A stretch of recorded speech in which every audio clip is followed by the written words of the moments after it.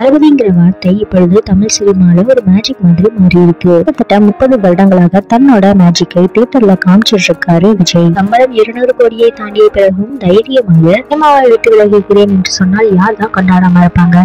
Release ஆகிற படத்துக்கு எப்படி ஒரு வரவேற்பு இருக்குமோ அதே மாதிரி சொல்ல போனா அதை விட டபுள் மடங்கு 20 வருடங்களுக்கு முன்னாடி ரிலீஸ் ஆன படத்துக்கு கிடைக்கும்னா அது விஜயால மட்டும்தான் சாத்தியம். விஜய் அரசியல்ல களமிறங்கி இருக்கிறதுனால தளபதி 69 படத்துக்கு பிறகு சினிமால இருந்து விலகிறதா இருக்காரு.